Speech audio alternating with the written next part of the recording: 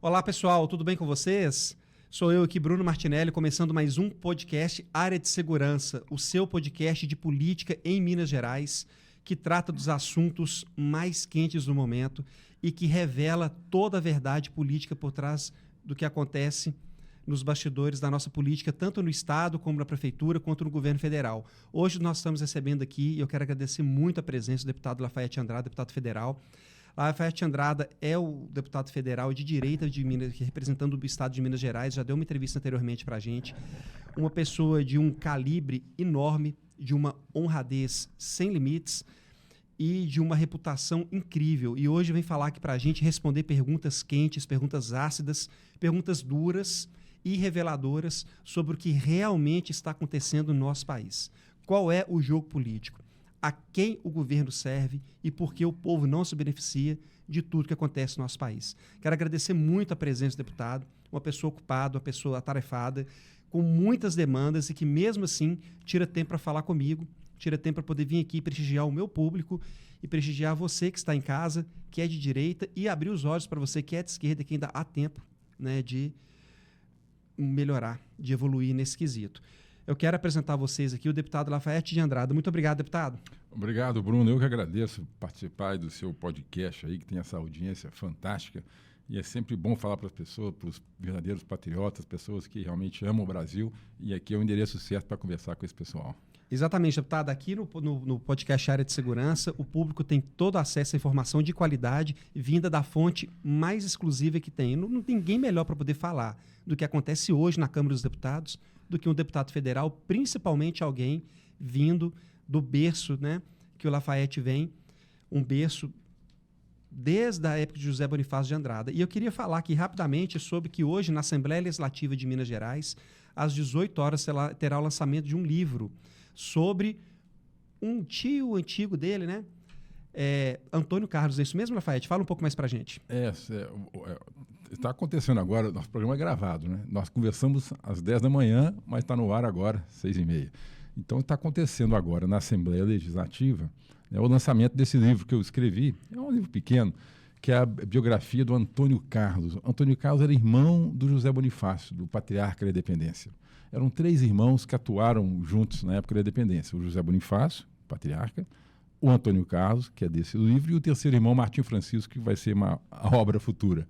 Mas o Antônio Carlos é uma figura que teve um papel muito importante na época da independência, mas ele é um pouco esquecido, por isso que eu quis fazer essa biografia dele.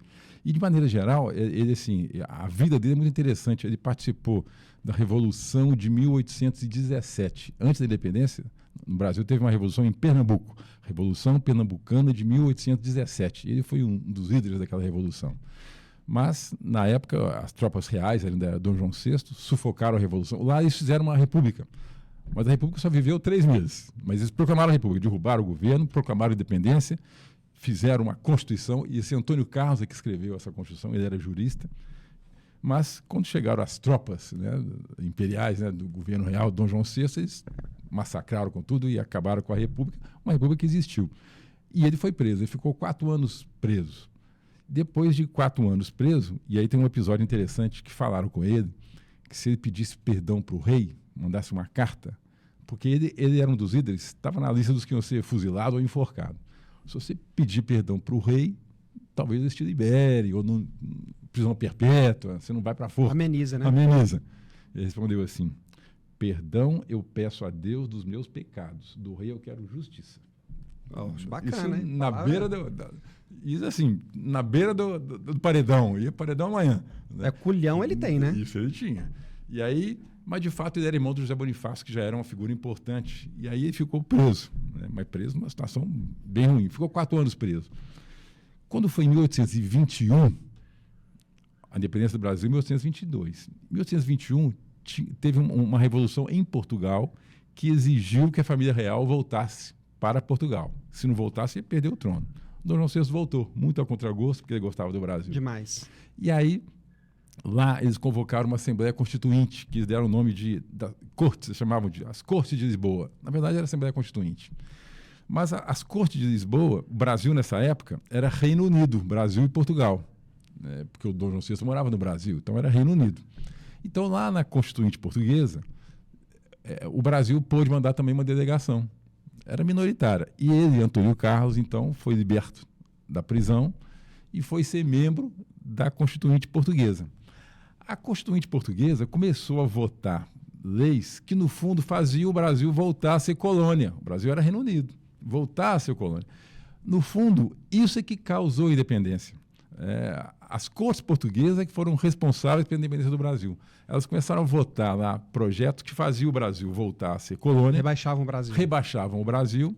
E o Brasil já estava acostumado. O rei morava aqui. Então, aqui no Brasil, desde que o rei mudou-se para cá, que foi em 1808, aqui tinha tribunais, tinha toda a burocracia estatal, o Banco do Brasil foi aberto, jornais, editoras, livros. Antes era proibido ter livro no Brasil. Já era um país, né? Era um país, era Reino Unido, era um país. Aí, quando o rei voltou para lá, as cortes quiseram fazer o Brasil voltar ao que era antes. Aí não é possível. E ele, Antônio Carlos, acabou sendo o líder da delegação brasileira lá e combatia ferozmente lá os portugueses que queriam rebaixar o Brasil.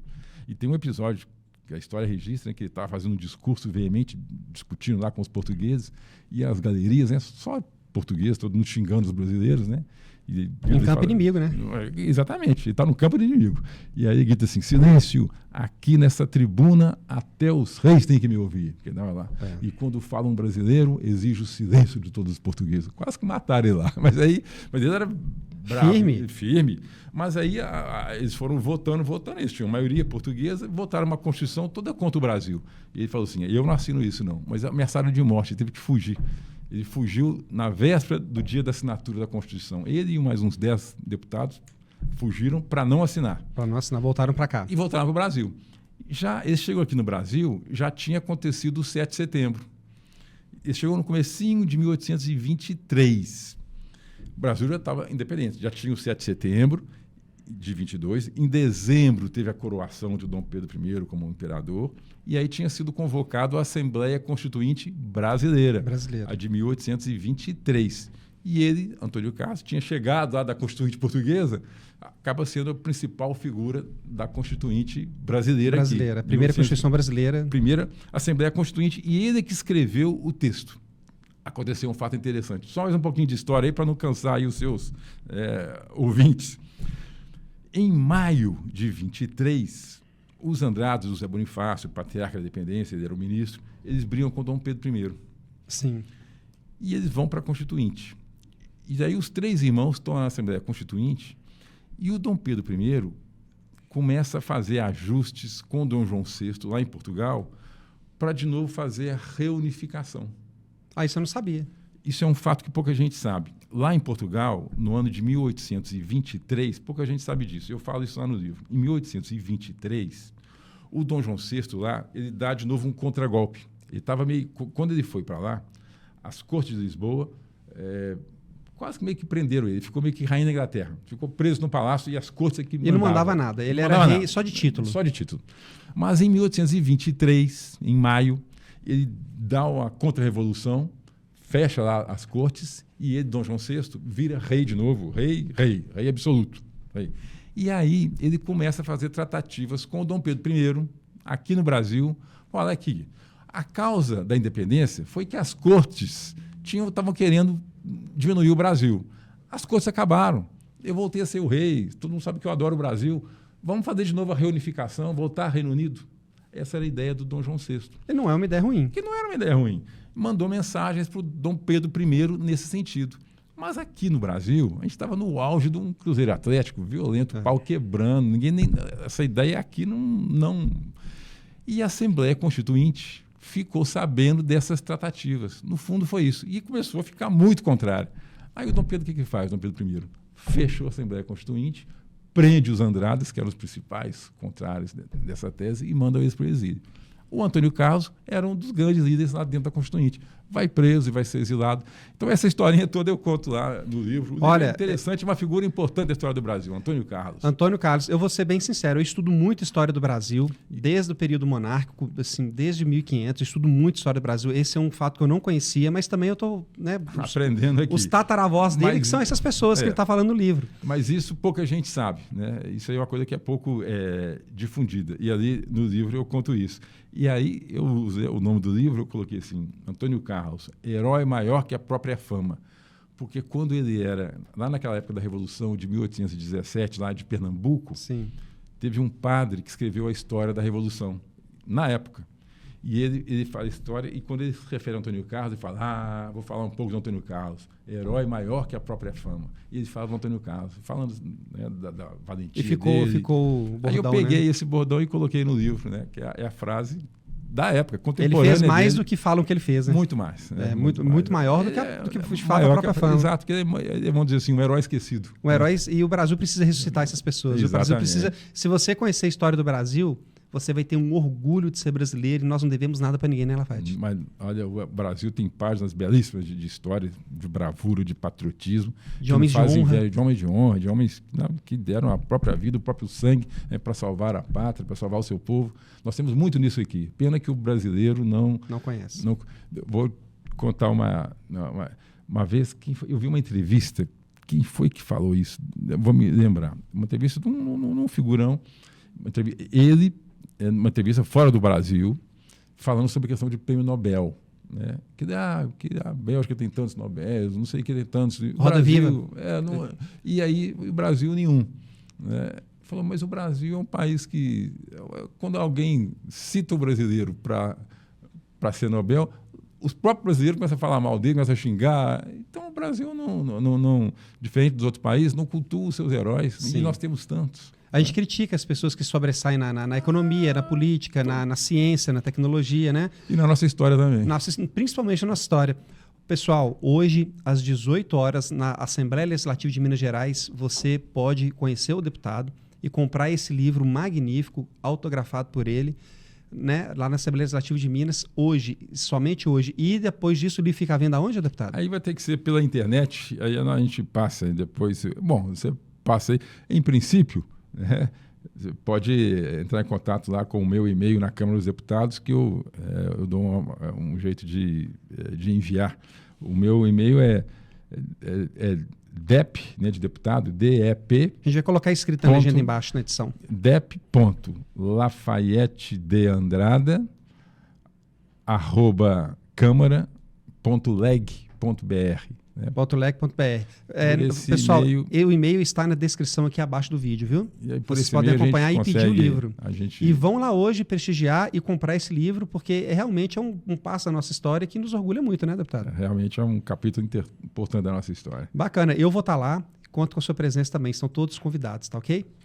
Deputado, vamos começar a entrevista, os assuntos polêmicos, vamos começar aqui vamos lá. A sabatina. Eu vou chamar até de sabatina. Sabatina. Vamos falar. Vamos lá. Eu vou ler a pergunta, que é uma pergunta longa. Tá bom. E tem que ler porque é muito detalhe. Vamos lá. Deputado, estamos vendo desde 1º de janeiro uma degradação econômica e política do Brasil. Estamos com recordes em desmatamento, gastos no cartão corporativo, recordes nos gastos públicos, viagens internacionais, recordes com déficit do Tesouro Nacional, recordes com preço do combustível, violência pública batendo recordes também em vários quesitos e subindo rapidamente, recorde de descrença no poder público e nas Forças Armadas, recorde em criação de impostos, o Brasil já passou de 50% de imposto em regra geral, recorde em propaganda, gasto com propaganda estatal, recorde de fechamento de empresas e fuga de capital. E tudo isso com cortes dos benefícios sociais. Cortes profundos, como no Bolsa Família e no orçamento da educação, uma pauta tão defendida aí pela esquerda, né?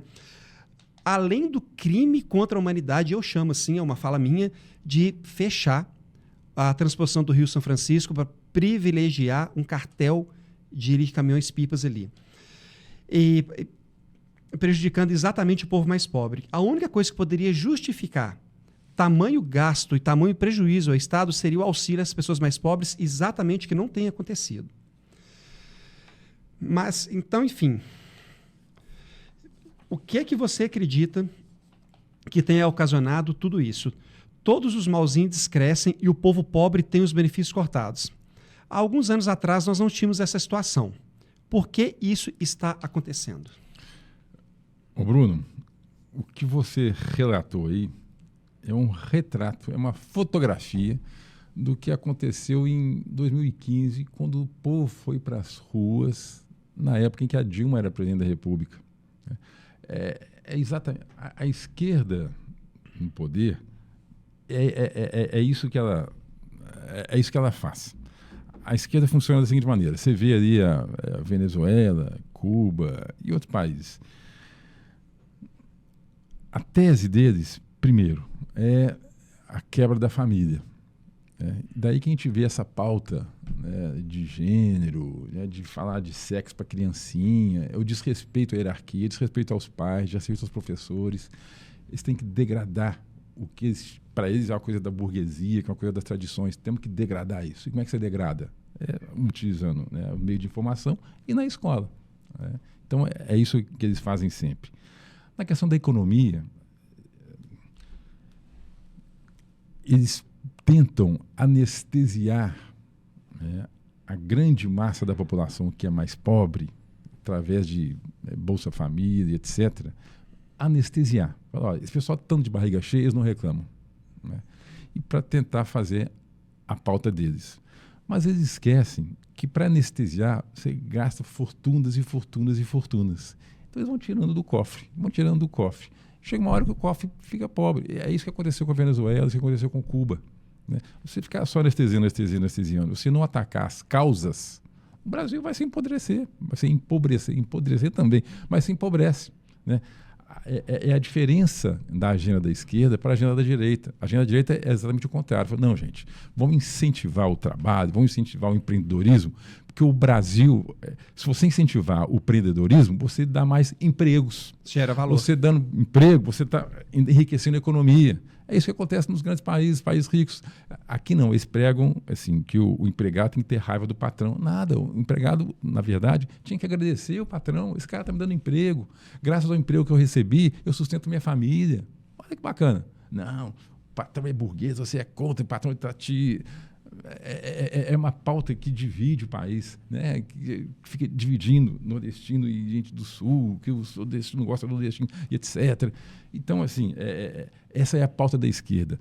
E aí, à medida que essa pauta vai avançando, o Brasil vai se empobrecendo e esses recordes todos que você deu aí vão acontecendo.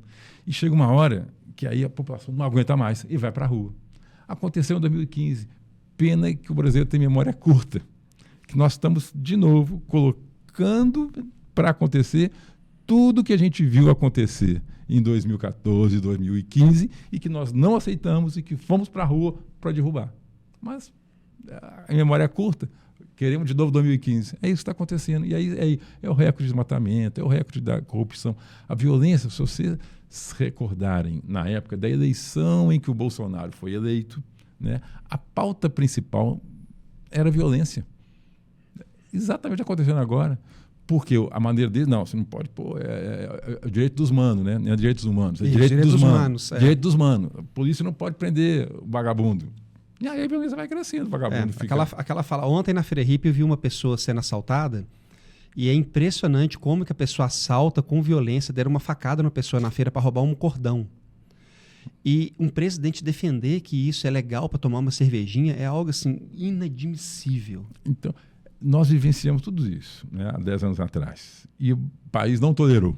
Né? Agora, elegemos, a gente não sabe se legitimamente ou não, mas está eleito um presidente da esquerda em que a pauta é essa. Então nós vamos de novo vivenciar tudo de novo, até o povo ficar por aqui, ir para a rua e derrubar essa gente outra vez. Aí entra uma outra pergunta dentro dessa que eu queria te fazer. Por que a Câmara dos Deputados e o Senado está omissa a tudo isso? Porque nós, pelo menos a sensação que o povo tem é que nada está acontecendo. É a sensação.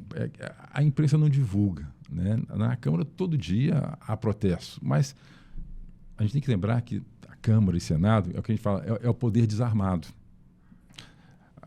O Congresso, o Parlamento, todo mundo xinga, a Geni, e é natural, porque o Congresso são os representantes do povo. Mas o que a gente fala é que é o poder desarmado. Por quê? O poder executivo é que tem a caneta. Né? O Congresso grita, chia, né? Mas não tem a caneta. Quem dá ordem no nosso ordenamento é o poder executivo. Né? O poder executivo é que faz as despesas, é que faz a obra, é que é o dono das polícias, que é o dono das Forças Armadas. Então, a gente fala, pô, mas o Congresso não faz nada, o Congresso tem que fazer. O Congresso tem os seus limites. Né? Todos os dias, se eu te convido, eu convido, né, o seu telespectador. Né? Se você for lá no Congresso e ver, o Congresso está chiando, tá? Mas ele tem os limites, ele faz o que pode. Né? Aí faz leis, às vezes, para tentar diminuir um pouco. E, na verdade, parênteses aqui, quem está segurando um pouco a barra é o Congresso. Né? Nós temos um governo de esquerda. Está lá. E de esquerda, de carteirinha, nunca negou que é de esquerda. E que veio com tudo dessa vez, né? Que veio com tudo. Quer resolver tudo que não resolveu em 30 em 4. Exatamente. Tudo que eles não conseguiram fazer naquela época, querem fazer agora. E quem está segurando um pouco é o Congresso. Né? A mídia não fala. A vontade voraz de ter já virado o jogo assim, totalmente, o Congresso é que tem segurado. Mas assim, a mídia não mostra isso e não vai mostrar. Né? Então, uma meia-culpa, o Congresso está omisso. Não está. Ele joga dentro dos seus limites. Agora, deve ser pergunta para frente, que você vai falar alguma coisa relativa ao Supremo. Bom, vamos às próximas perguntas, então. Então, esses recordes todos que você falou, de violência, de queimada, de corrupção, isso tudo aconteceu lá em 2014, 2015. O povo foi para a rua. E anote o que eu estou falando aqui hoje. Hoje nós estamos em início de dezembro, 11 de dezembro de 2023. Não vai demorar muito. Daqui 2, 3 anos, o povo vai estar na rua como esteve lá em 2015. O povo vai esperar estar literalmente na sarjeta para poder brigar de novo, né? É da índole do brasileiro, lamentavelmente. Pois é, a outra pergunta que eu tenho para fazer é sobre o parlamento mesmo. O parlamento está muito quieto porque os congressistas estão copilados pelo orçamento secreto? É o que eu estava dizendo aqui. O parlamento não está omisso. Né? Não aparece o que o parlamento tem feito. Né? O orçamento secreto, na verdade, foi um episódio, né, que aconteceu lá em 2019. Né? Hoje não tem mais esse chamado orçamento secreto. E o que era o orçamento secreto? Né? Era um grupo de deputados, vinculado na época à presidência da Câmara, iniciou lá com o Rodrigo Maia, né, que eles tinham o poder de fazer mais emendas parlamentares do que outros deputados têm. Como é que funciona a emenda parlamentar? Que é outra coisa também que é importante esclarecer, que as pessoas ficam achando que é um recurso que é para o bolso do deputado. Fala, ele está tendo tantas emendas. Não. É assim. O Poder Executivo governa baseado no orçamento. O que é o orçamento? O orçamento é o livrinho de receita e despesa. Né? É o orçamento da União. É um condomínio, num prédio. Né? O prédio sabe, olha, eu vou receber tanto, ele faz a previsão para o ano inteiro. É como se tivesse uma reunião do condomínio, um prédio, sentassem todos os condôminos e falassem o seguinte, gente, o que a gente tem expectativa de receber do ano que vem? Olha, o condomínio dos prédios, no caso os impostos dos cidadãos, vai dar tanto nesse ano. Está inventando, R$100 mil. Então tá bom, o que nós vamos fazer com esses R$100 mil? O que é prioridade? Não, a gente precisa consertar o portão lá do prédio, não, vamos contratar mais uma faxineira, isso é o orçamento. Da mesma maneira, acontece o orçamento da União. O governo federal, a mesma coisa. Fala, olha, quanto é que nós vamos arrecadar? 1 trilhão, não sei o quê. Nós temos que gastar com saúde, temos que gastar com segurança, temos que gastar com educação, tem que pagar funcionário público, tem que fazer obra. É isso que é o orçamento. O orçamento é uma lei, na verdade. Isso tudo vem detalhado num projeto de lei que o Poder Executivo manda para o Congresso. E o Congresso faz emendas ao orçamento. Fala, não, olha aqui, você falou aqui, estou dando um exemplo.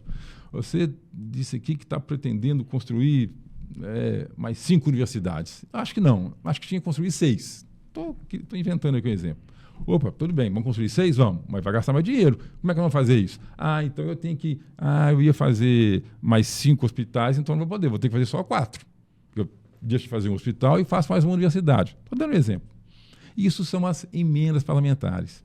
E os deputados, no orçamento, tem um percentualzinho lá, de 3%, 5% do orçamento, que os deputados podem opinar qual que é a obra que eles querem que façam. Eu quero que façam uma escola nova em Barbacena. Estou dando um exemplo. O deputado do Ceará fala, não, eu quero construir um açude lá perto não sei de onde. Isso é que são as emendas parlamentares. E os deputados, eles têm um limite de valor que ele pode apresentar essas emendas. porque eu falei, olha, é 2% do orçamento, são 503 deputados. Então ficou estabelecido o seguinte, olha, cada deputado vai poder interferir ali em 30 milhões de reais. Então, 30 milhões de reais, ele pode indicar obras que ele quer que sejam feitas, ou quer ajudar uma instituição. Não, eu quero mandar 1 milhão para a Santa Casa de Belo Horizonte. Então, cada deputado tem 30 milhões, e esse valor, 32 milhões, 30 milhões em que ele pode optar. Então, quando fala assim, o deputado mandou emenda parlamentar lá para a Santa Casa de Barbacena. Na verdade, ele fez uma emenda ao Orçamento Geral da União, explicando, olha, o Ministério da Saúde, você vai ter que mandar 1 milhão de reais para a Santa Casa de Barbacena. Da minha verba. Daquilo que eu indiquei, daquela minha cotazinha. Eu falei, eu tinha uma cota que eu posso indicar até 30 milhões, então eu indiquei. Lá, não sei, lá em Antônio Carlos, município de Minas, vamos consertar lá a ponte tal. Então, vamos mandar 500 mil para a Prefeitura de Antônio Carlos para consertar aquela ponte. Isso é que são as chamadas emendas parlamentares. A pessoa fala, procura o deputado que tem emenda parlamentar. É isso. Ele tem poder de ingerência dentro de um valor. Ele tem um dinheiro para gastar como ele bem entender, Exato. entre aspas. Ele tem lá uma cota para indicar. Sim. Aí, tem gente que acha que o deputado manda dinheiro. Fala, deputado, vou mandar para você. Não. Ele indica no orçamento o que o orçamento vai fazer. O que o Poder Executivo vai fazer. E tem que fazer. Com esse dinheiro. Aos olhos do público, o orçamento secreto ficou visto... Pois é. Aí o que era o orçamento secreto? Era que alguns deputados, amigos do rei, do presidente da Câmara, ele, em vez de ter essa cota que ele podia indicar 30 milhões, ele indicava 70, indicava 100. Esse era o orçamento secreto, né? Mas aí é aquilo que você ia dizer. Para alguns ele mandava mais. Eram alguns poucos. Ele mandava mais. O presidente da Câmara que definia. Isso aqui era o orçamento secreto. Todo mundo tinha esse X, o presidente da Câmara, ele manipulava, ele podia falar, não, Bruno, você é meu amigo, além dos 30, você pode falar mais 50, mais 10. Ele tinha... E beneficiava aquele político na sua base. Os amigos da base dele. Né? É isso aí. Por que passou a sensação para o povo de que o orçamento secreto era um dinheiro liberado para os políticos para fazer o que? Por molecagem mesmo de narrativa? Molecagem é a imprensa tradicional. A imprensa tradicional ela não retrata... A imprensa tem que vender. Você pega os jornais, né, os grandes jornais, os grandes veículos, né, nos últimos 40 anos para cá, pega a capa. É sempre uma coisa horrorosa. Polêmica, né? Polêmica, né? Porque gera o interesse da pessoa e a pessoa vai querer ler. Então, criaram, orçamento secreto. O orçamento secreto existia, sim, mas era isso. Era o presidente da Câmara, isso foi iniciado lá no Rodrigo Maia, e depois chegou um pouquinho aqui no início do primeiro ano, né, do Arthur Lira. Era o presidente da Câmara, ele tinha uma caneta em que ele podia indicar mais do que os outros. Dinheiro para os outros. E aí é que era o orçamento secreto que ele fazia para quem ele queria. E o Bolsonaro, então, não tem nada a ver com isso. Não tinha nada com isso. Inclusive, isso foi vamos dizer assim, uma química que a Câmara inventou. Na verdade, na época, o deputado Rodrigo Maia, que era o presidente da Câmara, ele que inventou isso. Inimigo e o Bolsonaro vetou. O Bolsonaro vetou. E a Câmara derrubou o veto. A Câmara tinha interesse. E a Câmara derrubou o veto.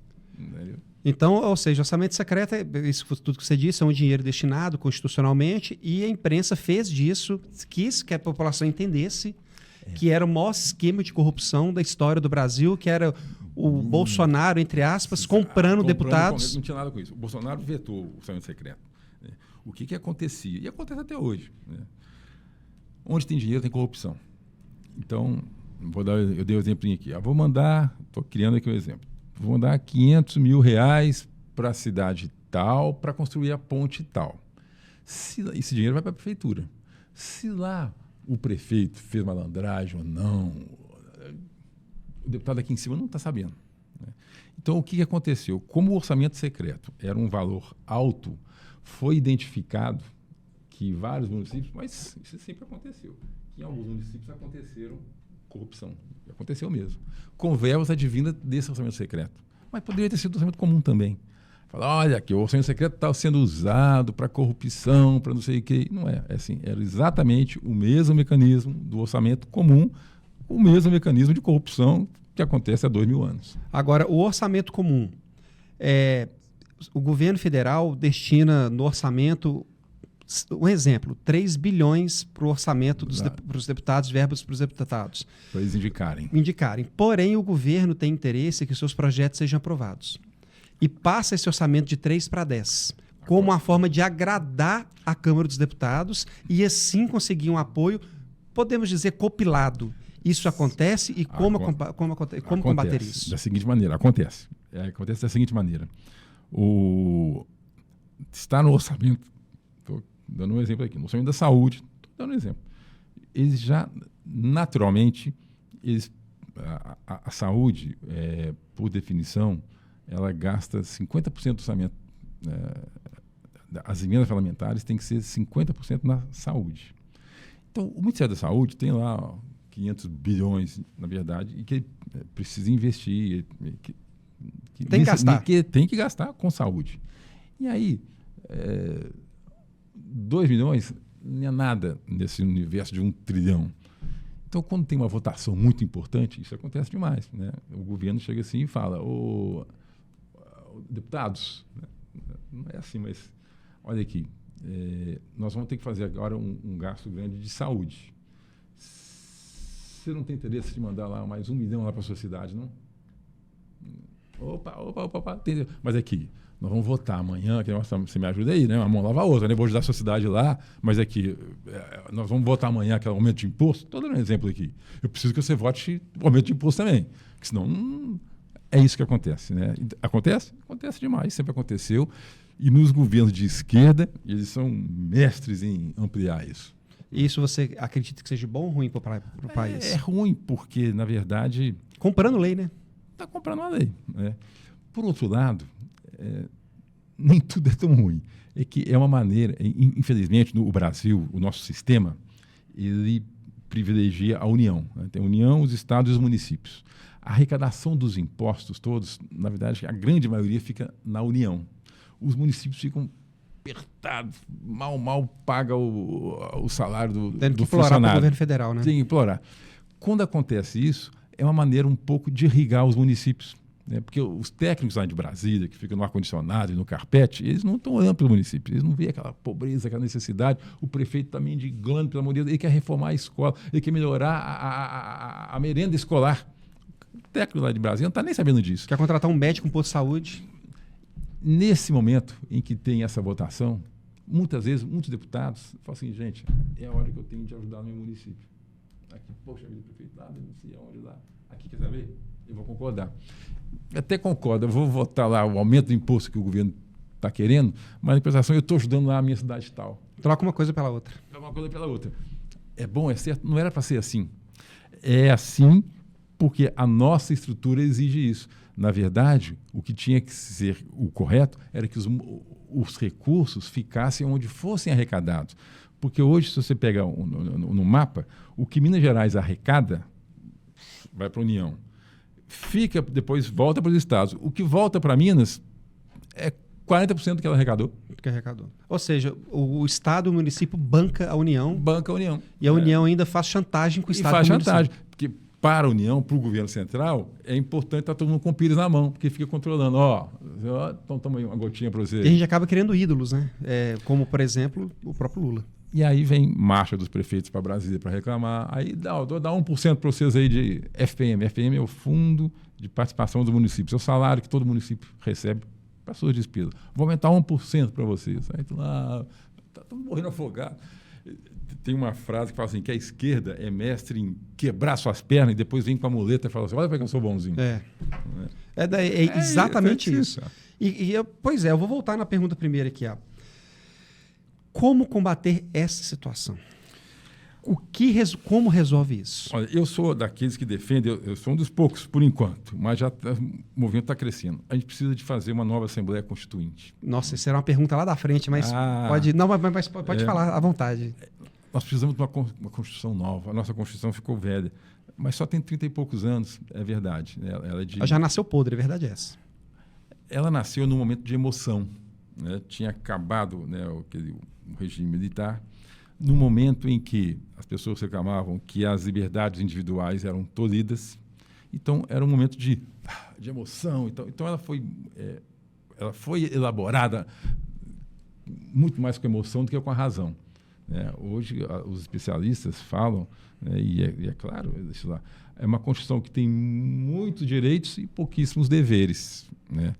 Ao contrário, você pega todos os países avançados do mundo, o cidadão tem deveres. Exatamente. Né? A nossa só tem direito, todo mundo tem direito, mas qual que é o dever? Porque há um direito, você tem que ter um dever por trás. Sempre um direito tem que ter um dever.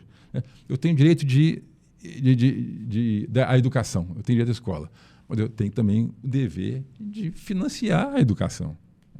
A nossa Constituição são direitos, direitos, direitos, direitos. E também ela foi construída na década de 80. O mundo mudou muito de lá para cá, né? Não existia telefone celular, não existia... Né? Quem está nos usando, o telefone era...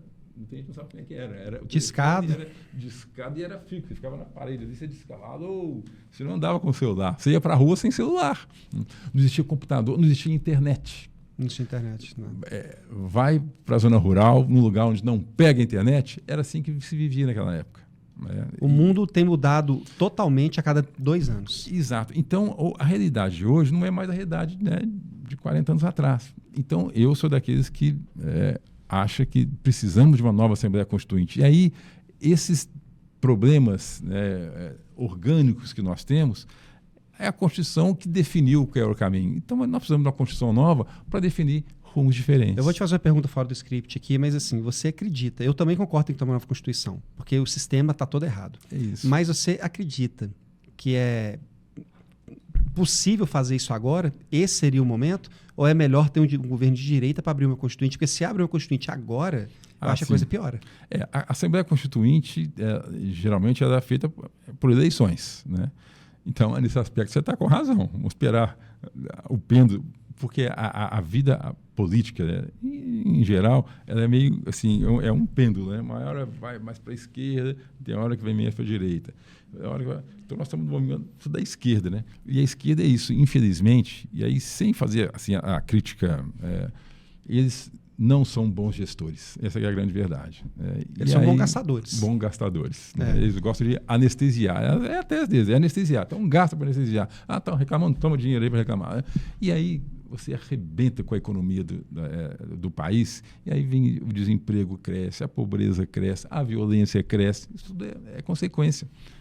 O grande problema desses auxílios sociais, eu quero saber se o senhor concorda comigo, o que o senhor tem a dizer sobre isso, é o seguinte, que o governo injeta dinheiro de quem contribui exatamente para uma parcela da população que não contribui, que não produz. Tira de quem produz e dá para quem não produz. E aquelas pessoas que não produzem ficam aliciadas, escravas desse dinheiro e acham bom e querem continuar não produzindo. É uma conta cara. É isso. Você incentiva a não produção. Você incentiva. Fala, gente, eu sem trabalhar, estou ganhando R$2.000, eu acho graça da minha irmã, que vai todo dia, pega 2 horas, não sei o que e tal, e vai trabalhar para ganhar um salário mínimo. Então você acaba desestimulando quem quer trabalhar. Aí você vai aumentando a massa de não trabalhadores e vai diminuindo a massa de trabalhadores. Chega uma hora que não tem... É o que aconteceu com a Venezuela, é o que estava acontecendo com a Argentina. Você vai empobrecendo o país. Chega uma hora que está todo mundo pobre. E aquela conversa de que o meu patrão me explora, deixa eu falar uma coisa com você, eu acho que o deputado vai falar aqui também algo parecido. Se você está num emprego em que você é abusado e você acha que você vale mais do que você ganha, sai e abre o seu negócio, abre sua própria empresa. É por aí, deputado? Ninguém é obrigado a fazer o que não quer. O que a gente precisa é valorizar quem deseja trabalhar e valorizar mais ainda quem dá emprego. Né? E quem tem um emprego, tem que agradecer a quem deu esse emprego. Sim. Você tem que ser amigo do seu patrão.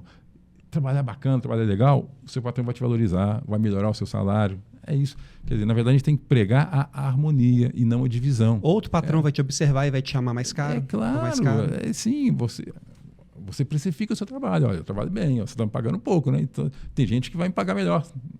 É isso. Então, a gente tem que buscar a harmonia. A harmonia é que é o segredo do sucesso, e não a divisão. A gente fica aqui. Os governos de esquerda ficam pregando divisão, ficam pregando a raiva, ficam pregando o ódio. Para que isso? E chamam a gente de gabinete do ódio, chamam a gente de direita, né? Agora, fazer uma outra pergunta para você, que entrando um pouco em outro tema. Eu vou ler aqui para o senhor a pergunta. Hoje, o Brasil é um país de oligarquias corruptas que tem suas reservas de mercado, monopólios e cartéis protegidos pela Constituição. Abre aspas, Correio, Petrobras e outras empresas aí. Pela Constituição. E não são fiscalizados pelos órgãos públicos. Esses mesmos cartéis, monopólios, reservas de mercado não são fiscalizados pelo poder público. É evidente que o poder público tem a intenção de manter o nível de educação baixa, o alto tributo e a mão de obra sindicalizada e barata. O país exporta matéria-prima e tecnologia. O país exporta matéria-prima e não traz tecnologia, ainda trabalha com uma tecnologia arcaica. Enquanto vemos uma classe política cheia de privilégios e benefícios sem fim, ainda por cima legalizada tudo isso, né, por um judiciário. Como saímos disso? Você entendeu? Eu entendi bem. Como saímos disso? Qual a sua proposta ou plano de ataque para combater isso? Ou seja, o Brasil é um país em que poucos mandam, muitos são sufocados pelo sistema financeiro, um país de reserva, de mercado, de poucas indústrias, de monopólios, de cartéis, em que o povo se vê sem oportunidade também, e isso tudo sendo ali salgado pelo Poder Judiciário, que mantém todos esses privilégios. Por que hoje no Brasil um juiz, a cada 3 dias de trabalho, tem um de folga, isso vai ser remunerado, e o trabalhador comum não tem? Por que tem tanto privilégio, tanto benefício e tanta reserva de mercado e monopólio? E como a gente sai disso? Vamos lá. Primeira coisa, os monopólios que existem, né? Petrobras, Correio, isso é da agenda da esquerda, manter isso, né? A agenda da esquerda ela é estatizante. O que é? Na opinião deles, que é um erro, mas é a opinião deles, o Estado é que tem que fazer tudo. Essa que era a base do comunismo. Foi assim na União Soviética e que não deu certo. Mas aqui no Brasil nós estamos 100 anos atrasados. Na União Soviética, lá no princípio do século, em 1917, quando eles fizeram a Revolução Comunista, eles tentaram implementar essa teoria que era de Marx. O que é? Olha, a sociedade vai ser feliz quando, isso na teoria de Marx, quando o Estado é que tem que ser dono de tudo. O Estado sendo dono de tudo, o Estado provê as pessoas. Então, tudo é do Estado. Então, lá era assim, eles chegaram a implementar isso, né? Então, a padaria do Estado, a loja de roupa do Estado. Você não tem que comprar roupa, o Estado tem que te fornecer. Né? Você não tem que comprar absurda, pão, o Estado tem que te fornecer. Acontece que o Estado não dá conta, né? E lá, mostrou claramente, lá cresceu a pobreza, nada disso funcionou, fizeram lá a revolução, destituíram, né, o comunismo no final da década de 80, 88, 89, né, porque nada disso funcionou. Nós aqui estamos no eco daquilo ainda, né? A esquerda atrasada brasileira ainda mantém essa mesma cartilha de Karl Marx. O Estado é que tem que fazer tudo. Então o Correio tem que ser um só, porque o Correio é que tem que ser entregue. Tem que ser o monopólio do petróleo. Tem tudo na cabeça deles, quanto mais estatizar, melhor. Só que aqui no Brasil, eles usam, na verdade, a estatização. Eles sabem que não vai estatizar tudo, não tem jeito. Então, eles usam a estatização para cabide de emprego. Se eu criar uma estatal nova que vai cuidar de mineração, opa, lá tem uma opção de emprego, e o governo é que vou nomear as pessoas. Então, fica tudo na minha mão. Então, é um poder político. Opa, eu vou nomear, eu que indico, eu que... Então, de novo, para a gente modificar isso tudo, a Constituição, da década de 80 para cá, o Brasil já privatizou a imensa maioria das estatais que tinha. Já mostrou que esse modelo não funcionava, né? Você pega uma empresa estatal e a mesma empresa privada... né? Então, isso já está mais do que comprovado, que essa agenda não funciona. Mas é a agenda retrógrada, atrasada da esquerda. Então, nós não vamos estatizar mais nada, até porque para estatizar precisa do Congresso aprovar e o Congresso não aprova. Quando fala que o Congresso está segurando muita coisa, não aprova. Então, assim, eles tentam manter esses monopólios, eles gostam desses monopólios, a esquerda gosta desses monopólios. A esquerda, ela é muito boa da porta para fora. Né? Fala, não, você merece isso, mas no espelho eles fazem tudo ao inverso. Né? Então, é a que a gente fala, a esquerda light, né? Quem está no comando está lá tomando uísque, charuto escocês, uísque, charuto cubano. Lula e Janja, né? Exatamente. Está no bem bom, viajando. Você pega a diferença, né? O Lula, quando viaja, vai no hotel mais caro que existe, leva uma comitiva. Quase 1 bilhão esse ano. 1 bilhão, o Bolsonaro ia ficava hospedado na Embaixada do Brasil no país. O avião da FAB, ou se não, em bases militares. Quando ele ficava hospedado lá. Não. O Brasil tem embaixada, as embaixadas são boas, tem embaixada no país tal, eu fico hóspede na embaixada. Então, okay. O que me parece é o seguinte, eu quero que o senhor complementa mais essa informação, porque estatais e esse modelo econômico da esquerda, ele vai contra a verdade científica da própria economia. A Venezuela está aí mostrando, a Argentina está aí para mostrar. Será mesmo que... Eu tenho certeza que as pessoas de esquerda, o presidente de esquerda da Petrobras, o presidente de esquerda do Correio, o presidente de esquerda... Bom, ele quer o privilégio eu tenho certeza que ele sabe que isso não funciona, mas ele mantém isso para segurar um ativo político e manter o povo escravo daquela situação. E manter os seus próprios privilégios. Os seus próprios privilégios. Ele precisa de manter a população escrava daquela situação. Então, ele anestesia para ninguém reclamar. E eu fico lá no meio bom, do jeito que eu estou, mantendo e tal. Não, mas foi legítimo. Teve eleição, eu ganhei, hein? Ganhou desse jeito. Então, a esquerda usa os mecanismos da democracia para se perpetuar de maneira ditatorial. Perfeito. Exatamente. Então, bacana, foi muito bom você ter explicado isso, porque tem muita adolescente de esquerda que romantiza tudo. Gente, tem um livro que o comunismo matou mais do que o nazismo. Sim. Milhões de pessoas foram... E foi mais cruel do que o nazismo. As pessoas não sabem o que o Mao Tse Tung fez na China. E a gente aqui fala muito do nazismo, que também foi uma crueldade imensa, mas o comunismo foi muito maior. Mas aqui esse anestesio não deixa... porque aqui eles falam que foi a causa, né? A causa todo mundo tem. Agora, se justifica ou não é outra história, né? O nazismo também tinha suas causas. Claro que são erradas, assim como o comunismo, né? Se for olhar causa por causa... Nada justifica você matar uma pessoa. Exatamente. Para fazer prevalecer a minha ideia. Eu tenho que convencer que a minha é melhor que a sua. O Holodomor, se você me convencer que a sua é melhor que a minha, eu me submeto à sua. Mas tem que ser pelo convencimento, não pela imposição. Pela imposição, pela morte, pela prisão. Em falar nisso, em falar em impor as coisas, vamos aqui para o nosso terceiro tema aqui, que é um tema um pouco mais sensível. Eu fiquei até preocupado em fazer esse tipo de pergunta, que eu falei assim, eu acho que o Xandão vai pegar no pé dele depois disso. Vamos lá, estamos vivendo um momento de inquisição do judiciário brasileiro, onde o judiciário tem feito tudo à parte da lei e impondo sua vontade político/partidária, já não escondem mais. Já é de saltar os olhos que os ministros do Supremo Tribunal Federal, em entrevistas e palestras, deixam claro que queriam derrotar a direita e manter a esquerda a qualquer custo no Brasil. Eles querem alguém fora do sistema. Qual é o sistema que o STF protege?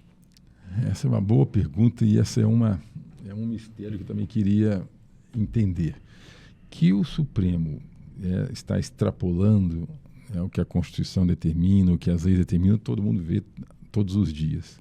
Agora, com qual objetivo? Essa é a grande indagação, é a pergunta que vale 1 milhão. Porque é o mesmo Supremo que, há alguns anos atrás, atacava a esquerda, que falava na cleptocracia do PT e etc. Esse mesmo Supremo hoje dá suporte para a esquerda, e fazendo o que a gente chama de ativismo judicial, que não deveria, porque a justiça, o Supremo, os tribunais, eles deveriam ser magistrados. O que é magistrado? Tem que ser independente para julgar. Ele tem que ser, a posição do magistrado é aquela, olha, me dá os seus argumentos, me dê os seus argumentos e me convença. É isso que o juiz deve fazer. O juiz tem que ser isento. Infelizmente, nos últimos anos, a gente percebe que é o Supremo cada vez mais politizado, fora daquilo que deveria ser, fora daquilo do que é no resto do mundo. Isso é ruim para a nossa democracia, isso é ruim para as instituições. Tem gente que não concorda, mas eu sou absolutamente contrário à TV Justiça. Fred, mas a TV é transparência, a TV é transparência. A justiça é para julgar. A justiça, o juiz... Tem uma frase, eu sou advogado, quem estuda direito fala assim, o juiz fala nos autos, ele fala no processo. O juiz não tem que dar entrevista. O juiz tem que olhar o argumento da acusação, o argumento da defesa, olhar as provas, e ele fala nos autos, ele fala no processo. Quem tinha razão é fulano de tal, por isso e por isso. Ele trouxe essas e essas provas, as provas que o outro trouxe não são boas. Por isso eu estou julgando assim, o cidadão é condenado ou é Pesa mais a mão para um do seu interesse, alivia para outro. Ele tem que ser convencido. Ele fala do seu convencimento, mas ele fala onde? No papel, ele fala no processo. O juiz não dá entrevista. Né? No Brasil, o juiz faz campanha eleitoral. Lafayette, vou te fazer me dar uma outra pergunta. É uma pergunta, eu não sei, eu estou fazendo uma suposição. Quem alimenta de forma ideológica e até financeira o STF a fazer o que tem feito são esses cartéis, esses monopólios, essas reservas de mercado que literalmente se apossaram de todo o sistema fiscal e financeiro do país, que banca toda essa gracinha, toda essa abundância que eles têm, e que diz, olha, a gente quer que os juros fiquem assim, a gente quer que o desemprego fique assado, a gente quer que o país seja um país sempre de semi-analfabetos e produtor de commodities, porque nós somos donos desses meios de produção aqui e nós queremos manter assim, e o Supremo vai manter isso, porque nós estamos com a agente do Supremo, com força política e financeira, para que nada se resolva aqui. Olha, isso? Você acredita nisso? Há um mistério. Eles todos são muito cultos. Né? Pode ter certeza disso. Né? São homens inteligentes. O que acontece, e também é uma verdade histórica, não temos como fugir disso, é que a maioria, são 11 ministros. Né? E esses 11, a maioria deles foram nomeados durante os governos do Lula e Dilma. Né? E são pessoas cujo passado, sabidamente, era vinculado ao ativismo político do PT. Então, são pessoas que têm na sua índole, na sua alma, a visão política da esquerda. Sim. Então, se hoje nós temos um governo que é de esquerda, né, é o governo que raciocina da mesma maneira que eles, né, pelo menos que essa maioria. E quando eles têm que julgar, eles julgam de acordo com a consciência deles. E na cabeça deles, isso tudo que nós estamos mostrando aqui, que são erros, não são erros. Né? Na cabeça deles está tudo certo, né? Está tudo certo. Você acredita que tem que mudar o modo de indicação para o Supremo e tem que ter um mandato de ministro? Eu hoje sou plenamente favorável ao mandato, né, de ministro do Supremo. Hoje as coisas são muito velozes, são muito rápidas, não justifica mais o ministro ter perenidade no Supremo. Eu acho que 10 anos é um prazo suficiente, deve ter sim esse rodízio.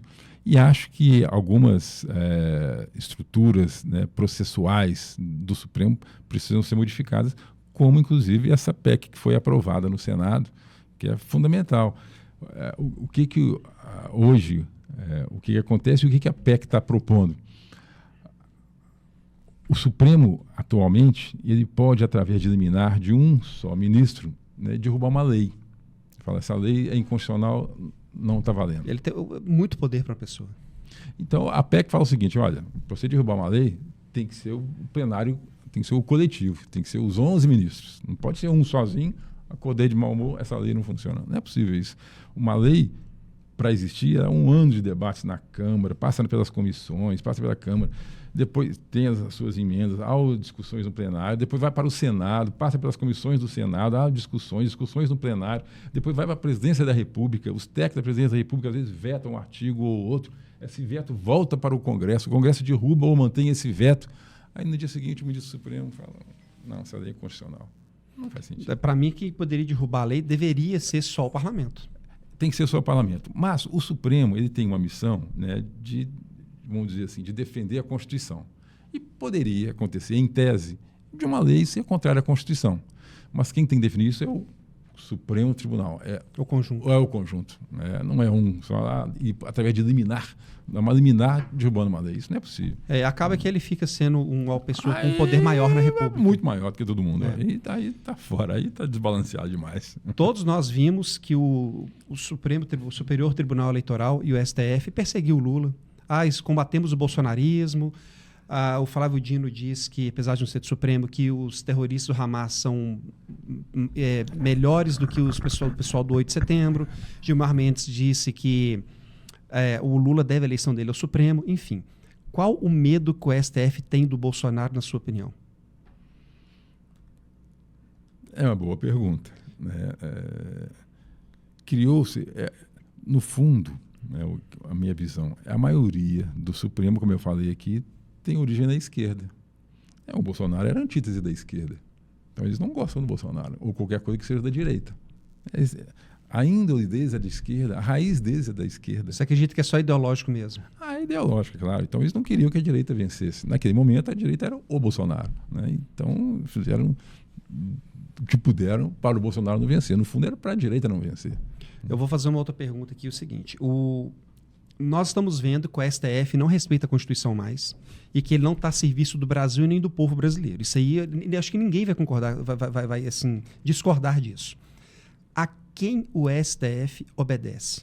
Ao PT, ao Marx, a um grupo econômico financeiro, a diplomacias internacionais com interesses maiores no Brasil, como a China, por exemplo, / Rússia? A quem o STF obedece? Porque ao Brasil não é. A Constituição não é. Eles são 11 astros, né? Eles obedecem a si próprios, cada um deles. Agora, volto ao início, né? Como a maioria deles é de esquerda, tem as suas raízes na própria militância da esquerda, no PT, eles admiram a Rússia, eles admiram a China, eles admiram a tese comunista, isso, ideologicamente falando. Então, na visão deles, o que a China faz não é errado. Então, se a China quiser fazer aqui, bacana. Porque ele é dessa linha. Você não acredita que existe um assim, organismo maior? Não, uma orquestração de interesse internacional, de um sistema financeiro maior que copila todas as pessoas e fala assim, vocês me obedecem agora. Não, isso não. Mas há uma coligação de pensamentos, né? Se a maioria tem um pensamento ideológico de esquerda, eles naturalmente têm a tendência de dar vantagens ou colaborar com aquilo que for da natureza da esquerda. E aí, China, Rússia, e vai por aí afora, MST. Estão abusando demais. E aí, mas demais, porque estão fora das quatro linhas, estão avançando o que a Constituição prescreve. Ele ter o pensamento dele, ok, mas você extrapolar o que a Constituição fala... Isso o pensamento dele tem que se limitar à hora que ele abre a Constituição. Exatamente, é as leis. A função do Supremo é proteger a Constituição, né? E não é o que tem sido feito, infelizmente. Vamos aqui a uma segunda parte dessa pergunta, que é, pessoal, pergunta polêmica, o Lafayette não está pagando pau para nenhuma, tá? Ele está encarando as perguntas. No dia 8 de janeiro, tivemos padres, pastores, senhoras de idade e crianças, estudantes e pais, arrimo de famílias, que são arrimos de família, em um ato democrático, tudo bem que teve a quebradeira, isso tem que ser punido mesmo, em um ato democrático de manifestação, e tratados como terroristas e até comparados com bandidos do Hamas. Né? E o Flávio Dino disse isso claramente. Houve gente que morreu no presídio. Já há 11 meses e ainda há pessoas presas, enquanto assassinos, traficantes e estrupadores reais já foram presos e soltos nesse período. Né? E os direitos humanos, não houve nenhuma ação dos direitos humanos, não houve nenhuma ação da Câmara Federal, das câmaras federais, né, vou colocar aqui o Câmara dos Deputados e o Senado, o Ministério Público não agiu a favor dos manifestantes, aos excessos cometidos ali, não houve dó por parte da imprensa. Porque quando a direita manifesta é terrorismo e quando a esquerda protesta é democracia. Mesmo quando a esquerda manifesta quebrando tudo, diz o que o Boulos faz lá, né, na Avenida Paulista, sempre quebrando tudo. Né?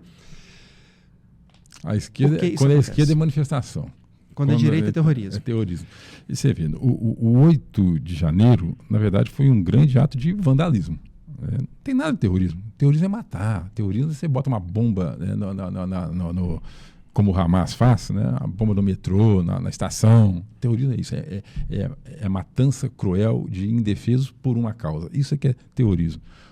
No 8 de janeiro tivemos vandalismo. Né, que a esquerda é craque em fazer vandalismo. Né? Infelizmente, utilizaram isso e aí é a guerra de narrativas. Né? A imprensa tradicional defende a esquerda. E aí usaram a narrativa. É o golpe que eles queriam dar. Tá aí, ó. Tá aí. E a gente sabe que não foi. Né? Não foi. Foi um ato de vandalismo. Vandalismo foi. Vandalismo sim. Tá aí. Quebrou. E aí temos que punir os vândalos. Agora, tratar essa gente, coitado, gente trabalhadora, né? Tratar isso como terroristas, pastores que queriam derrubar o governo, aquele ato não é para derrubar o governo. Não né? tem a menor condição de uma coisa dessa Não acontecer. faz sentido nenhum. Né? Aí, mais uma vez, aí esse aí vai ser um capítulo triste, lamentável, né, da história do Supremo. Né? O Supremo, no conjunto, se calou, vendo que um determinado ministro fez inteiramente em desacordo com o que a lei prescreve. Porque existem princípios na lei, e aí eu falo como advogado, tem uma coisa que chama individualidade das penas. Cada pessoa ela tem que ser julgada por aquilo que ela cometeu. Nesse episódio do Rio de Janeiro, foi todo mundo num caixotão e todo mundo, é uma coisa só para todo mundo. Isso não existe. Né? Criança, padre. E do ponto de vista, até do ponto de vista do direito, cada um tem que ser individualizado a sua conduta. O que você fez? Eu quebrei, eu estava naquela hora assim, assado, quebrando aquilo. Cada um tem que ser individualizado. Fulano tal, ele bateu no guarda da Câmara, bateu no guarda Cada um tem que ter a sua conduta individualizada e sobre esta conduta você vai ser julgado. Houve ônibus. Todo mundo, 8 de janeiro. Houve ônibus que iam fazer escala em Brasília, que estava indo, vamos supor, de Belo Horizonte para Tocantins, e parou em Brasília, em escala, que não tinha nada a ver, e prenderam as pessoas e levaram para presídio. Não, foi todo mundo no... Por que o Ministério Público não agiu a favor dessas pessoas? O Ministério Público, ele também foi bastante omisso, mas ao longo do tempo depois, ele começou a solicitar, no caso do Queuzão lá, já tinha solicitado a liberação, soltura, né? A soltura, né? Só que lá os Supremos não estão acima da lei, não estão obedecendo nem o que o Ministério Público manda mais, né? Faz. Por que o parlamento, de forma mais incisiva, e você não agiram? Ou você agiu ou o parlamento agiu? Todos nós agimos. Todos nós que somos contrários a isso tudo agimos. É um problema da instituição, do momento institucional do Brasil. O que o Supremo, nesse episódio, está fazendo, está errado, está contrário à lei. Agora, é a seguinte pergunta: nós vamos agir fora da lei ou dentro da lei? Porque se todo mundo resolver agir fora da lei, nós vamos voltar para a barbárie. A lei, o que é o direito? O que são as leis? É um conjunto de normas que deixam a sociedade, que permitem a convivência na sociedade. Isso é que é o direito. Então, é um combinado. Gente, todo mundo tem que seguir essas leis. Tem um grupo que não está seguindo. O que tem que ser feito é extirpar esse grupo. Na verdade é isso, né? Então, obrigar ele a cumprir a lei. Obrigado a cumprir a lei. E aí, nesse aspecto, aí recai um pouco mais sobre o Senado essa responsabilidade, né? Que a quem compete o impeachment de ministro do Supremo é exclusivamente o Senado, não é a Câmara. Eu recebo muita crítica: deputado, você não está fazendo nada, você está vendo, não está fazendo nada. Na verdade, nesse caso específico, a competência é exclusiva do Senado. Não tem o que você fazer. A Câmara não tem o que fazer. Não passa por ela essa discussão. Eu posso fazer o que eu estou fazendo aqui, discutir, reclamar. Quem decide o destino dos ministros do Supremo é o Senado. Você acha que é o suficiente, que está bom, que você acha que deveria... Não, eu acho que o Senado tinha que botar para andar. Para mim, tinha alguns ministros ali que não poderiam estar lá mais sentados lá onde estão. Não deveriam nem ter entrado, né? Para falar a verdade, né? Exato. Vamos aqui para a nossa quarta pergunta, é o nosso quarto tema. Na eleição passada, o Lula prometeu o céu e a picanha. Picanha para a turma. Disse que o problema do Brasil era o mercado e o fascismo do Bolsonaro. Enganou um monte de gente, usou as comunidades LGBT, negros, pobres, estudantes universitários, índios, até presidiários. Colocou todos no palanque, subiu a rampa de mão dada com todo mundo e disse que agora era a hora deles, agora é a nossa hora, agora a gente vai fazer acontecer. Usando esse povo, né, como massa de manobra. Claro, sempre. E agora nós vemos um governo repleto de incompetentes e uma economia desandando. Pois é. Isso aí enquanto Lula viaja o mundo, é porque eu estou complementando a pergunta aqui, enquanto Lula viaja o mundo, tentando se bancar de injustiçado e querendo de forma forçada e forjada parecer um Nelson Mandela brasileiro. Isso é o natural da esquerda. A esquerda é isso, vive de mentira, vive de demagogia. Né? Eles pegam as meias-verdades, esfumaçam a verdade, criam a verdade deles e iludem a população. Eles são mestres nisso. Então eles chamam lá a população que é mais sofrida e fala, olha, vocês estão aí sofrendo, é por conta deles. Vota em mim que eu vou mudar isso tudo. E depois fica viajando em hotel de luxo.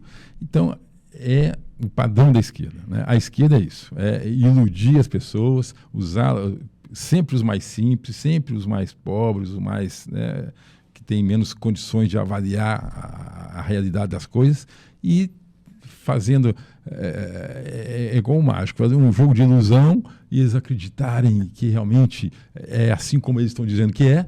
Então, olha, vocês estão assim, a culpa é do Bolsonaro. Tem 200 anos. Ou seja, o Lula, ele prometeu o céu e a picanha. Isso enganou todo esse pessoal que tem uma carência emocional política. É isso, ele vive dessa carência emocional política e até carência financeira, né? Sim. Vivem disso. Prometeu a vida fácil para esse pessoal, falou que eles iam conseguir vencer na vida sem fazer nada. E não vão fazer nada do que eles prometeram. Não. E tá pondo esse povo para sofrer agora e abandonou esse povo. Entregou o governo, entregou o caixa do governo para o mercado financeiro e viaja o mundo aí pagando de santo. E aí esse povo qual que acreditou... a dificuldade a pessoa de esquerda, qual a dificuldade dela? Aquele adolescente do cabelo pintado de verde, aquele cara já de idade, mas que não quer acordar mais cedo para trabalhar e que é de esquerda.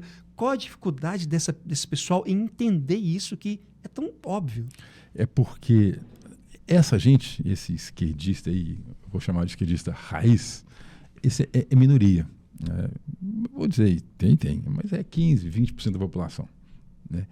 Aí é aquele romantismo de achar que o comunismo, que já está mais do que provado que não funciona lá fora, mas é o romantismo da teoria comunista que é o melhor para o Brasil. E aí eles acreditam naquela tese da divisão de que o patrão explora o empregado. É uma minoria. O que há é uma grande maioria de necessitados, uma grande maioria de pessoas simples e pobres, em que a esquerda os manipula, os anestesia e jogam todo tipo de enganação, tentando convencê-los que eles estão assim por culpa da direita. Olha, a direita que está fazendo isso vocês serem sofredores assim. Fica com a gente aqui. O seu patrão tem e você não tem, porque ele te explorou e você... A culpa você está pobre, a culpa é da direita. Fica com a gente que nós vamos te defender. E aí eles acreditam, essa gente mais simples que eu tenho, que a esquerda são os pais dos pobres, vive dando bolsa à família. Em vez de incentivar, né, a pessoa a produzir, a pessoa a crescer, a pessoa a estudar, a pessoa a empreender, fica dando lá... A pessoa ser produtiva, né? E tomar o rumo da própria vida. Exato. E aí as pessoas ficam necessitadas dessa esquerda que fica só mandando gotinhas de migalhas para eles e quer todo mundo lá na gotinha de migalha. É falta de identidade própria e de inteligência emocional uma pessoa que é gay, por exemplo, e que acha que tudo é homofobia, uma pessoa que é negra e que acha que tudo é racismo. É uma carência emocional ou é uma deficiência intelectual política? É falta de conhecimento. Esses, né, o gay que fala que tudo é homofobia, né, o negro que fala que tudo é racismo, se você começar a conversar com eles, você vai ver que eles têm índole de esquerda. Né? A esquerda tem essa índole de divisão. É o desculpismo, né? De pregar o ódio, né? De pregar que, olha, nós somos vítimas porque está acontecendo isso. Aí é o ódio. É tudo para poder justificar o ódio. Infelizmente, é uma visão pequena que não acrescenta e que não faz o Brasil crescer. O que faz o Brasil, os países crescerem, você vê, os países que tiveram guerra, e o Brasil não teve. Não acende patriotismo. Os países que tiveram guerra gerou entre as pessoas a harmonia, a colaboração, a cooperação, o sentimento de cooperação um com o outro. Né? Aqui não, aqui é o contrário, é o discurso do ódio. A gente faz guerra entre nós mesmos e guerra entre nós mesmos. Você vai lá fora, nos países que têm boa educação e que sofreram em conjunto, você vai numa pracinha, as pessoas têm obrigação de zelar pela pracinha. Não, essa pracinha é de todos nós. Nós temos que tomar conta aqui. Fica de olho se alguém riscou ali o banquinho da praça. Aqui não. Aqui sabe que custou, o que custou. Sabe o que custa e tem o sentimento de que aquilo é nosso. Se a gente quebrar, nós estamos perdendo. Meus pais, meus avós morreram por esse pedaço de terra aqui que é nosso. Mas essa pracinha, esse bem público aqui, a gente tem maneira de quebrar, jogar a vida. Gente, isso aqui é nosso. Para que não vão quebrar? Isso é burrice. Exatamente. Vai quebrar sua casa? Exatamente, isso mesmo. Fica, então, assim, quero deixar bem claro uma coisa, que nós, tanto o deputado quanto eu, sabemos que existe racismo no Brasil, e racismo sério, e que também existe homofobia. Nós não negamos isso, nós somos contra a homofobia e contra o racismo. Porém, há muitas pessoas que usam isso como desculpa para suas próprias frustrações e preguiça e ignorância. Seja mais honrado, não importa a sua cor nem a sua orientação sexual. Acorda e faz o seu. Gente, vamos trabalhar, vamos para frente. Existe, sim, existe em alguns aspectos, às vezes, o racismo, sim, isso é algo que realmente nos enche de raiva, né?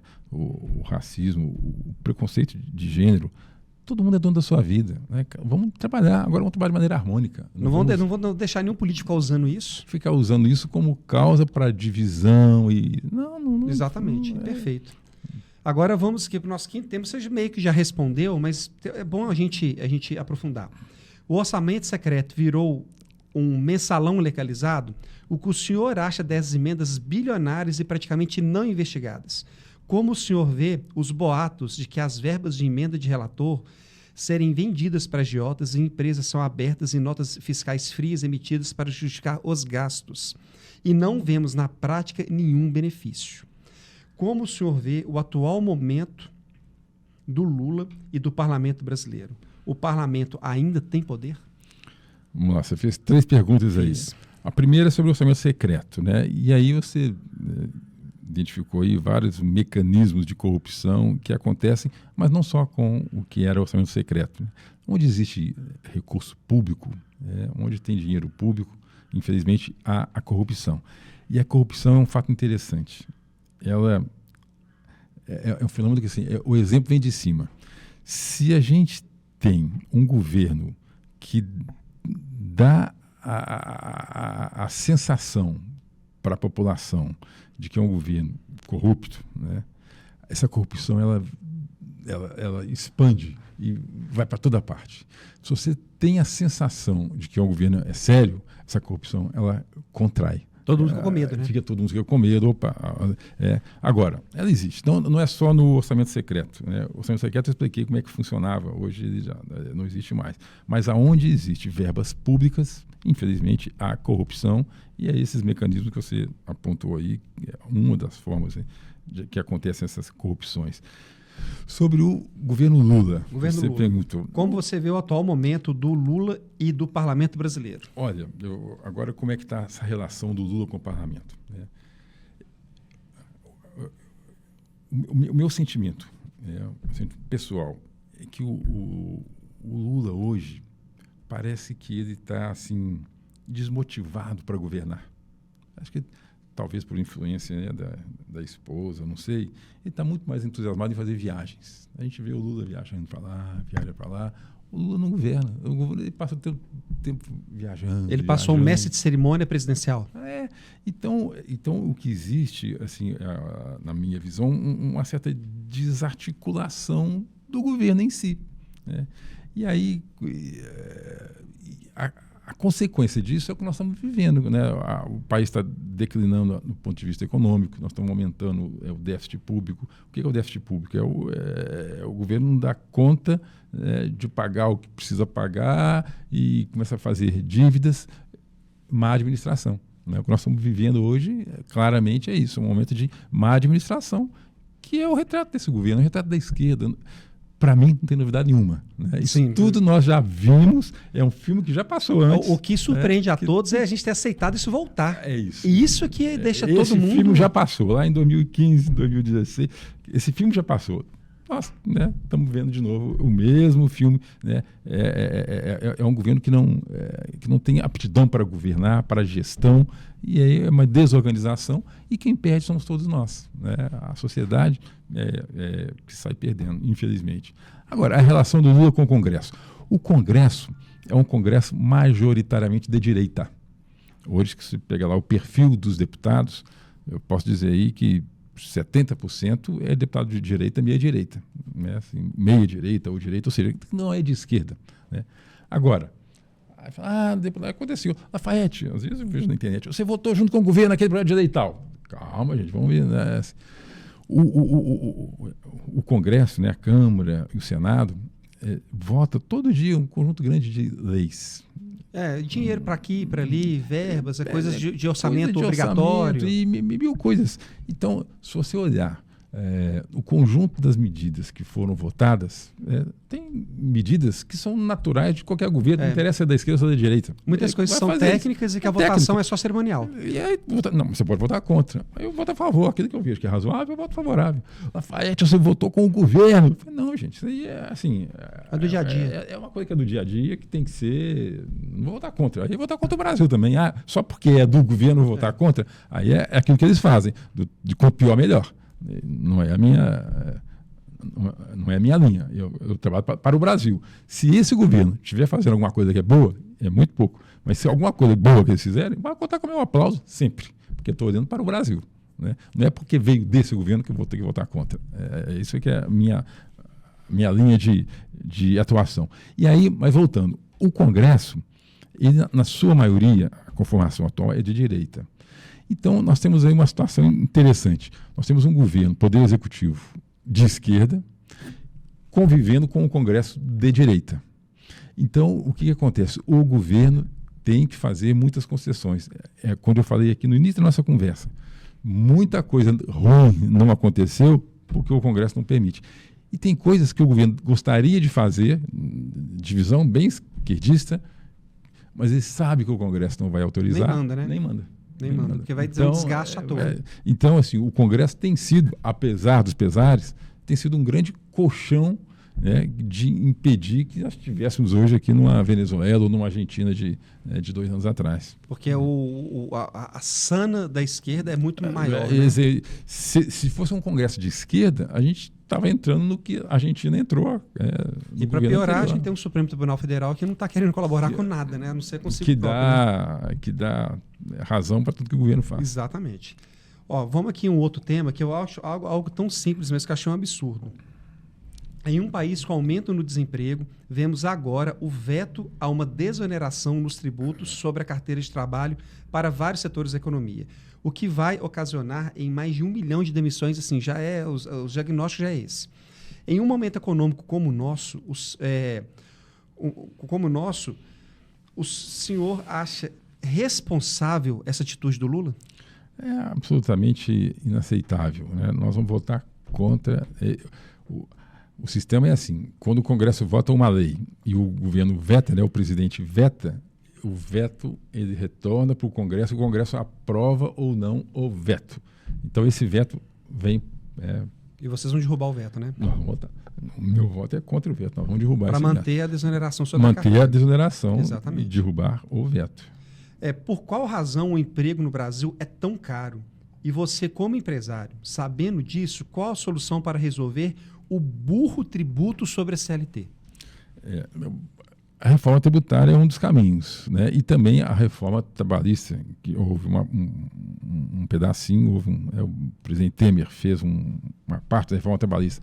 Mas é isso, o Brasil tem o emprego mais caro do mundo, né? O Brasil, nós temos aí a quantidade de encargos que são derramados em cima do patrão ou de quem dá o emprego ao empregado é tão grande que desestimula ao seu dar emprego. Às vezes eu até preciso de alguém para me ajudar. Mas se eu for contratar alguém por 1 salário mínimo ou por 2 salários mínimos, a quantidade de coisa que eu tenho que pagar a mais me desestimula. E nenhum lugar do mundo tem isso. E gera desemprego. Isso gera desemprego. Quer dizer, é isso que você falou.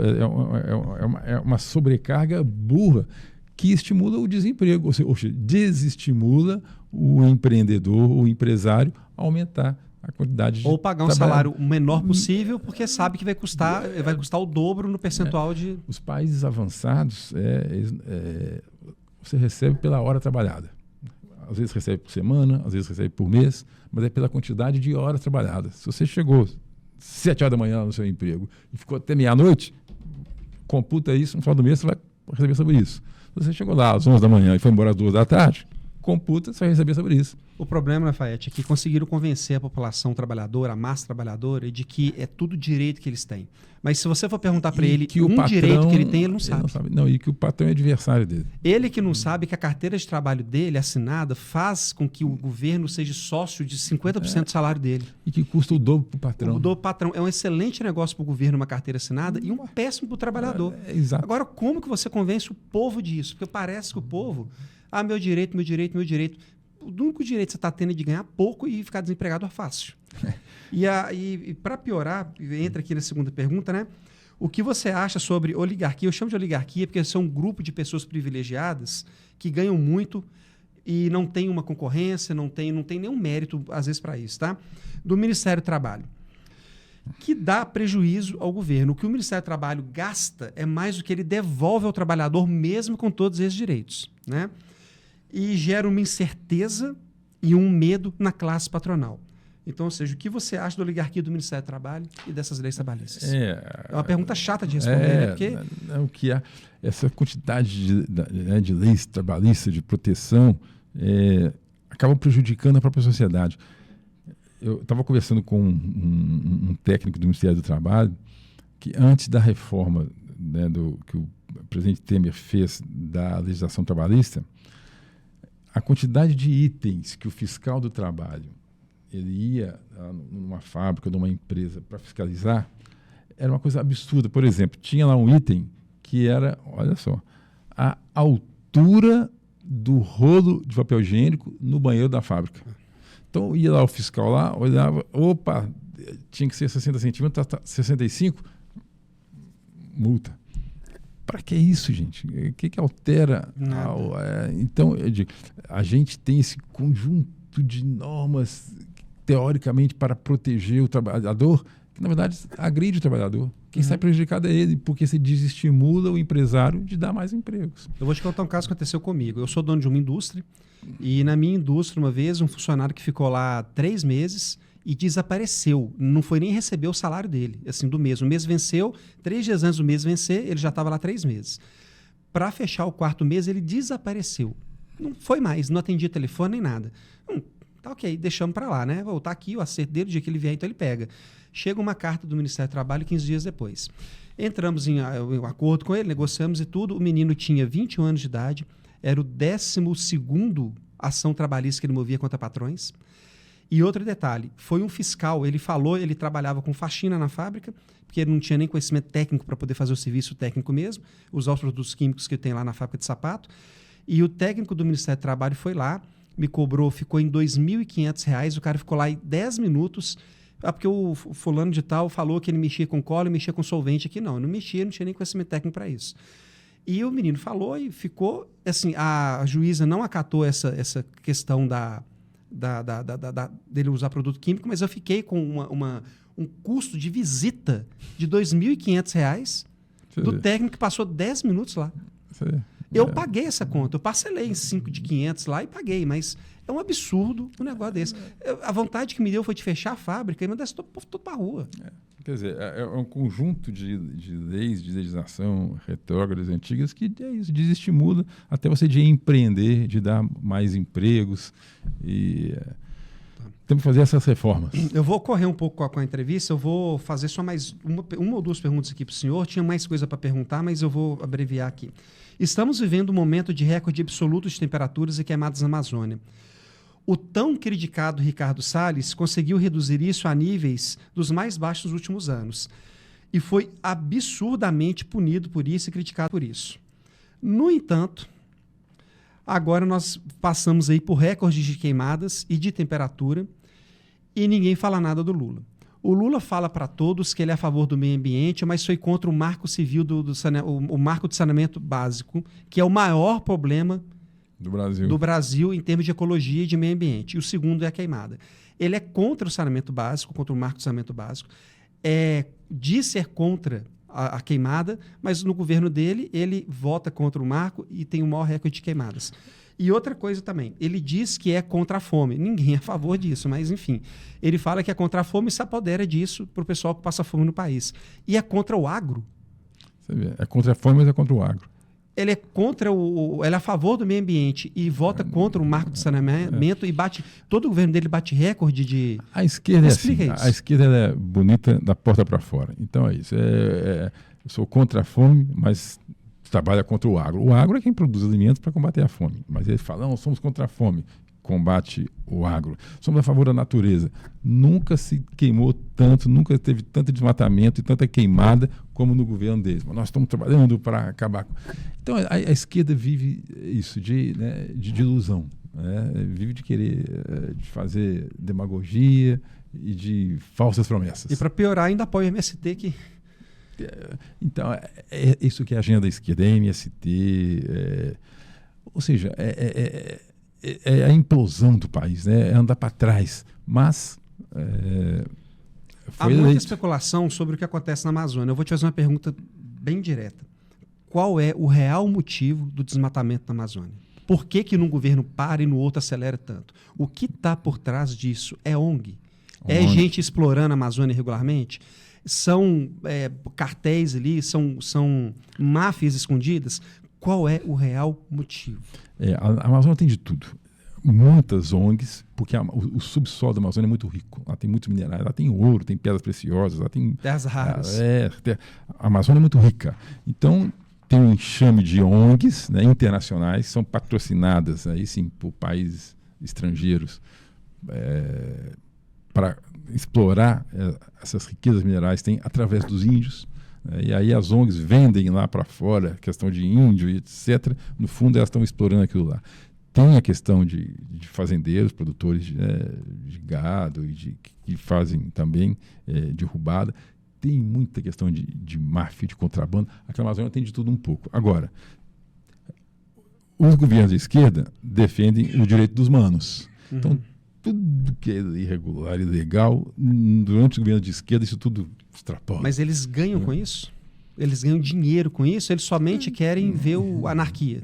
São a favor da anarquia, também tem um pouco de corrupção, ganha dinheiro, é uma coisa...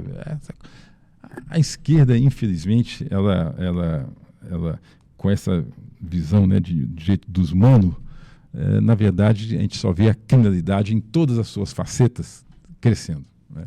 E quando a sociedade começar a não tolerar isso mais, vai para a rua de novo, igual foi em 2015. Nós precisamos encerrar. Fazer uma última pergunta. Você acredita no impeachment do Lula ou numa renúncia? Olha, se a economia começar a degringolar, e que tem chance grande de degringolar, porque no Brasil o impeachment acontece quando a economia vai mal. Né? E a economia está piorando. Então, se chegar a um ponto da economia ficar muito ruim, o impeachment é uma hipótese, mas somente nessa hipótese. Se a gente tiver uma economia muito ruim, o nível de emprego, né, o desemprego crescer demais, a violência crescer demais, a economia estiver muito ruim, aí temos chance do impeachment. Senão, aí é pouco provável. Mas é bem provável que nas próximas eleições, isso eu tenho quase convicção, não ganha, né? Ele não ganha mais. Isso eu tenho convicção. Lafayette, o eleitor do Romeu Zema, o eleitor do Nicolas Ferreira, o eleitor do Bruno Engler, o eleitor do Cleitinho, senador Cleitinho, está agora vendo esse podcast, está assistindo esse podcast e quer uma liderança de direita no estado de Minas Gerais.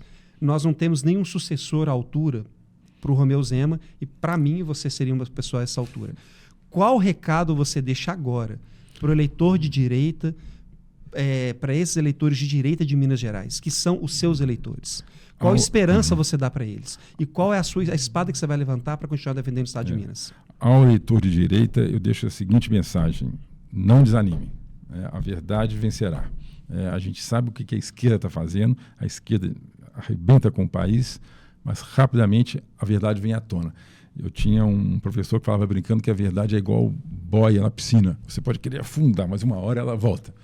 Então, nós que somos da direita, nós precisamos lutar sempre pela verdade. Não podemos desanimar. E temos absoluta certeza que muito breve, né, que nas próximas eleições presidenciais, a esquerda não vencerá novamente. Você está disposto, com o seu mandato, com o seu conhecimento, com o seu know-how, com o seu tamanho político, a enfrentar uma eleição maior para um Senado, para um governo de Minas, para defender a não falência do Estado, a não falência da instituição, o Estado de Minas Gerais e também Brasil? Estou pronto para defender o Brasil da maneira que for necessário. a candidatura, ninguém é candidato de si mesmo. Ela nasce naturalmente. Se amanhã eu for convocado para disputar um desses cargos, estarei enfrentando com tranquilidade. Você não tem medo? De forma nenhuma, né? Eu estou aqui para isso. Você tem medo do Alexandre de Moraes? Não. Nós não temos que ter medo de nada nem de ninguém. Nós temos que enfrentar. A nossa espada tem que ser a verdade e a lei. E é com ela que nós vamos triunfar. Bacana, excelente. Eu quero agradecer muito a presença do deputado Lafayette Andrada. Vou pedir ele para deixar o recado final e o convite para a publicação do seu livro hoje às 18 horas na Assembleia Legislativa de Minas Gerais. Deputado, dá o recado final e convida as pessoas para o seu livro. O meu recado é uma palavra de esperança, é uma palavra de não desânimo.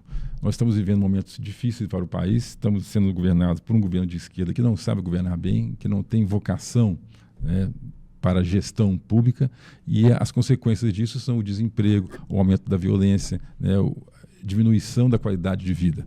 Mas nós vamos superar isso no voto, nas próximas eleições, mostrando a verdade para todos os brasileiros. Cidadãos de direita, não vamos desanimar, vamos levar a verdade.